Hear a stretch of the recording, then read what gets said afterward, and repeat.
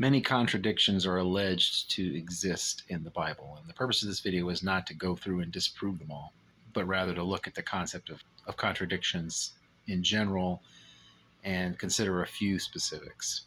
First thing we have to remember is that language isn't math. Language is highly nuanced, and it's possible for the same exact words to mean two different things depending on who's saying it or even when it's being said, such that it appears that there's a contradiction when there really isn't. We'll look at examples of that. Basically, we contradict ourselves if we both affirm and deny the same proposition at the same time and in the same sense. Here's a silly example. Suppose I say, I'm 50 years old, and then you find a video of me saying, I'm not 50 years old. That's not a contradiction, because when I said I'm not 50 years old, I wasn't.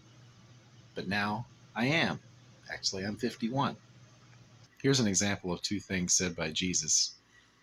In one place, he says, beware of doing your righteousness before men to be seen by them. In another place, he says, let your light shine so that people will see your good works and glorify your Father in heaven. So should you do your good works so that people can see them or not? Might sound like a contradiction, but the point there is, why are you doing it? Are you doing it to be seen and get attention for yourself? Or are you doing it to glorify God? That's the difference. That's the different sense, which makes that not a contradiction. Another point worth considering is the ancients didn't have the same obsession we have with exact quotations. So if an account summarizes or paraphrases what someone said, that's not false. So if there's two accounts of the same event and the words are different, that's not a contradiction. Sometimes there's a quotation of something that's not said by an individual, but it's attributed to a whole group. For example, in Acts 2, we read of while the apostles were speaking in tongues in other languages, it says, aren't all these men speaking Galileans? But how do we each hear in our own language? Parthians, Medes, Scythians, and a list of different groups of people. There was no one person saying those exact words or even necessarily paraphrasing. These are the kinds of things people were saying.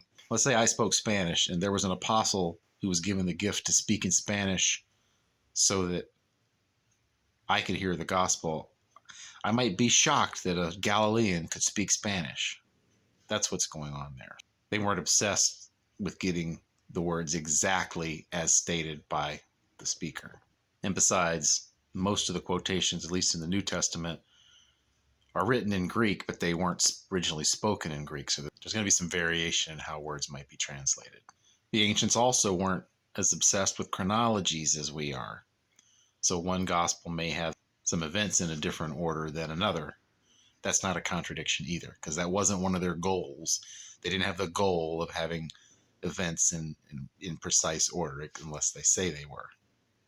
Another example of a different sense, we see where Paul says, by the works of the law shall no man be justified. Yet James says, was not our father Abraham justified by works? Those might sound like they contradict. Well, James is referring to the fact that Abraham believed God and did what he was told, and that demonstrated his belief. But that doesn't mean he earned anything. They used words that sound like they contradict, but the sense is different. Language is complicated, and language isn't math. We have to keep that in mind when we're considering cases of alleged contradictions.